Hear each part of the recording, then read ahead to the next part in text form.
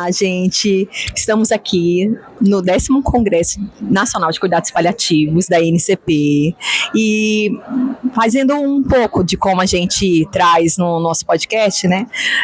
De buscando saber quem são as pessoas que escolhem fazer cuidado paliativo. A gente encontrou duas pessoas muito fenomenais, com uma história de vida muito interessante. Deusane, enfermeira, Jéssica, médica, e mãe e filha que escolheram fazer cuidados paliativos. Gente, fala um pouco pra gente como que a história de vocês, da família de vocês, se encontrou com cuidado paliativo. Ok, eu sou enfermeira, eu sou professora da Universidade de Pernambuco e desde a minha época lá atrás, né, quando eu fazia assistência e docência, eu encontrei um momento onde eu tinha pacientes que eles não tinham visita. E foi daí que onde não se falava em cuidado paliativo, não se falava em escuta ativa, e eu guardei dentro de mim essa vontade, né, de um dia poder fazer algo pelos pacientes que fosse diferente. E aí, bem, muito tempo depois, os anos 80, 90, o cuidado paliativo começou no mundo. Porém, no Brasil, a gente não sabia o que era cuidado paliativo.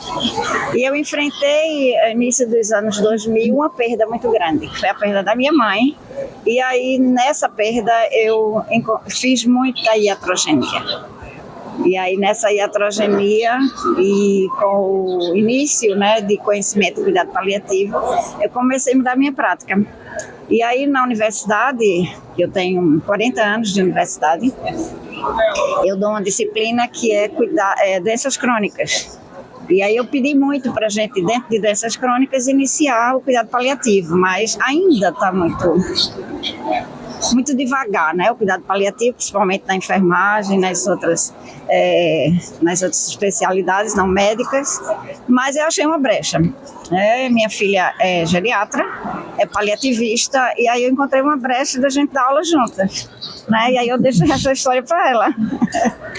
Nossa, fala pra gente, Jéssica. Então, assim, eu fiz a minha formação também na Universidade de Pernambuco, e aí lá minha mãe foi minha professora, não só a mãe, mas foi também minha professora, e aí toda essa paixão dela, querendo ou não, como contamina de uma forma muito positiva vários alunos também. Sensibiliza a gente, exato, né? Exato, também me marcou. E aí, terminei a minha faculdade de medicina, fui para clínica, depois para geriatria, e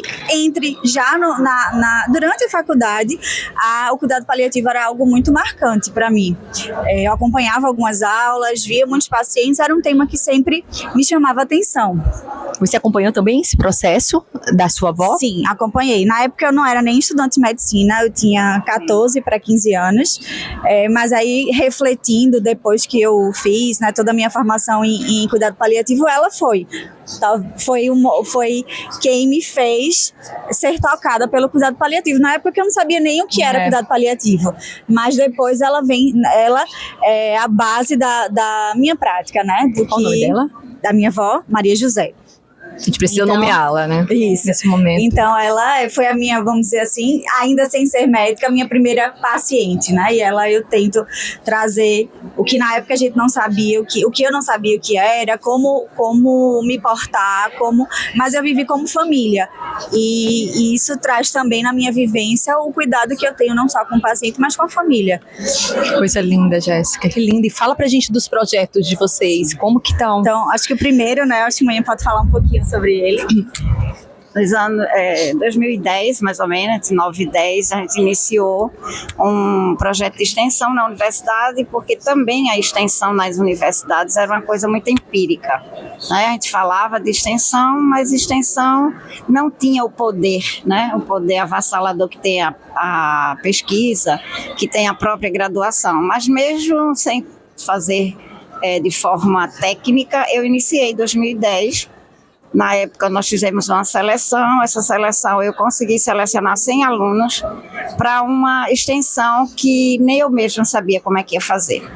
E aí os alunos perguntavam, professora, como é que a gente vai escutar os pacientes? A gente escutando, Como que a gente escuta? A gente ia oferecendo o ouvido da gente. Como a gente vai escutar o paciente? Olha isso. E como é que a gente oferece o ouvido? A gente ficando calada e escutando eles. E aí, no início foi difícil, né? Porque eu não queria nenhuma fórmula, eu não queria nenhuma receita de bolo. Inclusive, tive muitos problemas com a universidade depois que foi institucionalizado. Porque quando eu dizia para eles que não era anamnese, eles não entendiam que não era anamnese. E realmente não é anamnese, é escuta. É oferecer teu ouvido, é ter teu ouvido sensível. Não é nada para engessar, não pode ser engessado. Não pode ser engessado. Isso foge da conexão. Não, e a gente também não está ali para julgar. Ali a gente não está para dar diagnóstico. Ali a gente não está para prescrever. A gente está para escutar. E começamos em 2010 e estamos até hoje. Na pandemia tivemos um problema sério, que como é que eu ia escutar se a gente não podia se encontrar? E aí os alunos me fizeram fazer uma outra extensão dentro da pandemia, 2020, que ela se chamou Escuta Remota. E no começo também eu digo, meu Deus, como é que eu vou fazer, que eu não tenho como? Como é que eu vou fazer escuta remota? E como começou, a gente foi no ambulatório de geriatria e a gente triou os pacientes, né, já que a gente era de lá, né, somos de lá, e aí nós triamos os pacientes e aí a gente começou a escutar. E deu super certo. Deu tão certo que hoje tudo isso, né, antes de finalizar, a gente teve uma outra extensão que surgiu dentro dela, que aí eu deixo para ela, que foi ela que criou essa extensão, né? E aí a história linda essa parceria de vocês. Né, da terceira extensão, vamos dizer assim.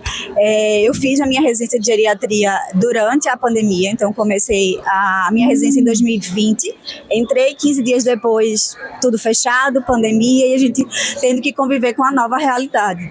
E aí a gente vivenciou a pandemia 2020 mais fechado, né, mais restrito a tudo, até o nosso contato com o paciente era algo que a gente sentia muito, porque era tudo muito limitado, né, tudo através de máscaras e de paramentação e de tudo mais. Então a gente não tinha aquele contato que a gente gostaria de ter. E aí em 2021 eu tive algumas vivências em outros hospitais e aí eu vi algumas atividades com a equipe profissional, para melhorar a integração, melhorar o clima mesmo de trabalho. E eu disse, poxa, que legal, posso levar isso lá para a minha residência. Eu ainda era residente. Mas o que me marcava era que faltava algo. Tudo bem a gente ter uma interação entre os profissionais, mas e o paciente? Porque ele não pode ter uma interação com a gente também. E aí eu levei para a mãe essa ideia, né? Ela já fazia extensão há muito tempo e também por ser professora da faculdade, conversei com a minha chefia de residência e eles disseram, bora fazer. E aí em setembro de 2021 surgiu que na época, como eu fazia residência de geriatria, eu sextou na Geri, porque era uma atividade de toda sexta-feira a gente fazia atividades lúdicas com o paciente. Música, jogos, atividades de arte, além de comemorar todas as festividades, Natal, Ano Novo, São João, Carnaval, com os pacientes da geriatria.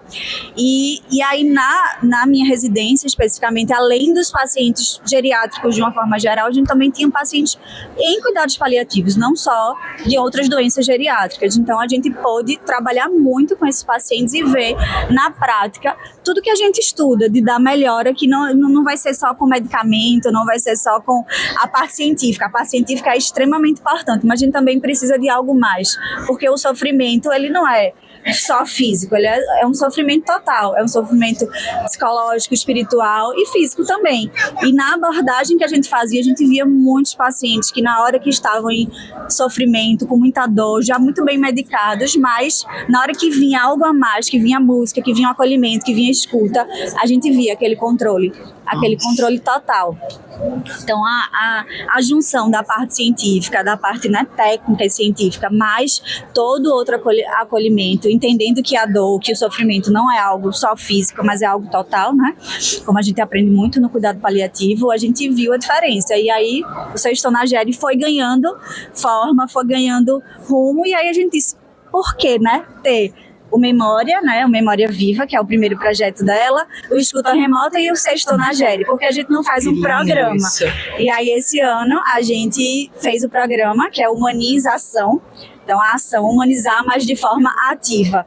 E agora a gente consegue não abarcar mais só os pacientes da geriatria ou só os pacientes da clínica, a gente abarca o hospital inteiro, incluindo os pacientes da UTI, que era algo que era um desafio, mas que a gente está começando com esse desafio também de escutar, de acolher, de levar um pouco mais de alegria, de cuidar na essência, não só cuidar como profissional, como médico, como enfermeiro, mas cuidar na essência, né? Cuidar vendo ali outro ser humano e não só uma doença, como algumas pessoas começam a aprender e que não faz o menor sentido. Então a gente agora tem o nosso programa e com cerca de 100 estudantes. 100 estudantes, gente, olha que coisa linda. Medicina, enfermagem, TO e odontologia.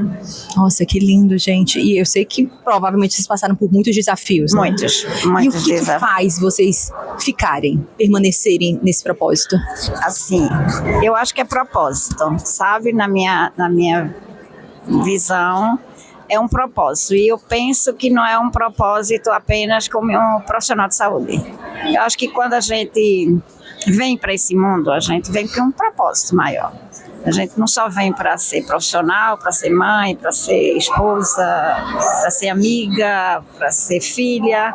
A gente vem com um propósito, e eu acho que essa minha descoberta nessa missão que eu tenho é propósito. Eu só posso chamar assim, porque quando você vê o projeto, se você for conhecer, muitos colegas dizem: não sei por que você faz isso. Tanto trabalho, né? A minha sala, eu tenho um local na sala que eu não tenho lugar nem para botar meu pé, porque por trás de mim tem 1000 coisas que faz parte do projeto. E aí a gente não tem o apoio muitas vezes, às vezes a gente não tem a compreensão, sabe? Mas eu acho que tudo isso fortalece a gente. Cada vez que a gente tem, sabe, um atropelo, a gente fica mais forte, a gente vai mais pra frente. A gente teve vários que inclusive paravam assim e disse: não, amanhã eu não quero mais isso, sabe? E depois a gente achava uma forma de fazer diferente, fazer mais forte. Então, para mim, é propósito, e penso eu que quando sair da universidade, que está bem pertinho, né? Eu vou ser voluntária. E aí eu vou ser voluntária dela, né? Porque ela vai continuar na universidade. E aí eu vou ser voluntária desse projeto mais por conta dela e não mais por conta de mim, que eu vou ser aposentada, né? Nossa. Então é propósito, para mim é propósito. Muito lindo, gente, muito bonito. Parabéns por esse projeto lindo de vocês. E onde que a gente pode encontrar vocês nas redes sociais? E inclusive, um desses motivos para a gente ter encontrado e ficar impactado com a história da família e a história de vocês, a história do propósito de vocês, é que outras pessoas escutem e vejam a possibilidade de fazerem como vocês fizeram, né? No momento, com o que se tem, com a abertura que se tem e percebendo esse projeto aumentando cada vez mais. Onde que a gente pode encontrar vocês? Nós temos 2 Instagrams, né, dos 2 projetos, que é o projeto Memória Viva e o Sextou na Gere. São os 2 projetos ainda separados, mas que em breve a gente vai divulgar nesses 2 Instagrams e também ter o nosso Instagram do programa, né, do programa Humanização. Mas no projeto Memória Viva e no Sextou na Gere, os 2 Instagrams vocês podem conhecer um pouquinho e se Deus quiser replicar, né, nos seus serviços, nas suas cidades, porque eu acho que isso é o mais importante, é que a maior quantidade de pessoas, de pacientes, de cuidadores recebam esse cuidado, né? A gente não quer ficar só lá em Recife, só lá no hospital, mas que no nosso hospital, no hospital que a gente trabalha, mas que outros locais e outras pessoas também possam ter essa assistência, porque muitas vezes a gente pensa que é a gente que está dando para o paciente ou para o acompanhante, mas a gente dá um pouquinho e recebe o triplo, o quádruplo, a gente recebe muito a gente sai muito mais abastecido do que a gente leva para esses pacientes, para esses acompanhantes. Então, que outras pessoas, que outras cidades possam também replicar, né, e criar baseado nesse, ou ver a experiência e criar dentro da sua realidade, porque acho que é isso que a gente precisa, né, passar esse cuidar de verdade das pessoas, né. Nossa, olha, pode dar o e-mail. Ah, Né? ótimo. A gente também vai colocar aqui no link desse episódio, a gente vai colocar o arroba de vocês. Pronto, é interessante, né? Porque pelo e-mail encontra a gente, nós temos o projeto técnico, né? Qual é o e-mail? Deusani.leão, arroba... Deusani com Y, né? Deusani com Y Ó, e com pode ver Z, aqui embaixo. arroba upe.br. Acho que é esse, né? Esse, né, para os dois. E assim, qualquer que queira saber qualquer coisa, entre em contato com a gente. Será um prazer. A gente vai deixar também, se quiserem, o número do celular, né?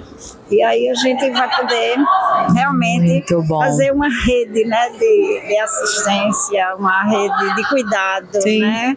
Uma rede de atenção. E o cuidado paliativo, ele só vai ganhar com isso, né? O paciente em cuidado paliativo, ele só vai ganhar. Porque, por vezes, né, quando a gente... Aconteceu um episódio bem interessante, acho que foi a semana passada, nós estávamos com um paciente nos últimos momentos de vida, e aí, quando nós chegamos, o pessoal da assistência, olha, a gente não quer que vocês entrem nesse quarto. Ah, tudo bem, ok, o paciente está morrendo, então é melhor que vocês não entrem. Mas eu sou muito atrevida, né? Tenho que ser atrevida. E aí a gente foi perguntar à família se realmente eles não queriam. E aí eles quiseram. E foi lindo. Foi lindo. Nossa, eu também. Foi lindo para o paciente, foi lindo para a família.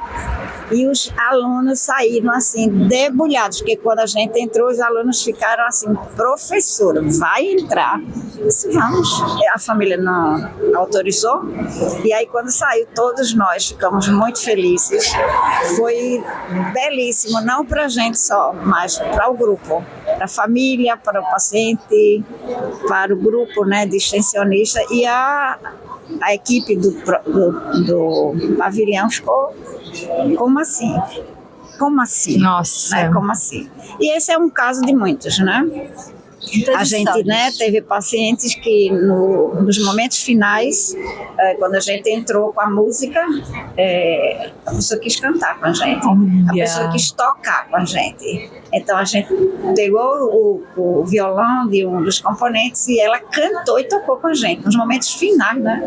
Lindo, né? Um resgate da vida em todos os momentos. Da vida, em todos os momentos, né? E no carnaval tem outros casos de você, não quero, porque não pode tocar música de carnaval, o paciente está morrendo. E o paciente chamou e cantou com a gente as muito músicas legal. Que ele viveu o carnaval na vida dele, ele viveu o São João, um paciente que levanta para cantar, para tocar, quer tocar sanfona, mas não consegue por causa do peso, mas levanta. Então assim, são histórias lindas que vocês vão encontrar no nosso Instagram. Muito ele lindo. traz isso e traz também as experiências dos estudantes, que assim é impactante. é impactante. Olha, Deusani, Jéssica, muito obrigada, viu, por compartilhar com a gente tantas vivências, tantos ensinamentos, viu? A gente que muito agradece. Obrigada, a gente que agradece. Obrigada, viu, vai. gente? Obrigada, Tchau, gente.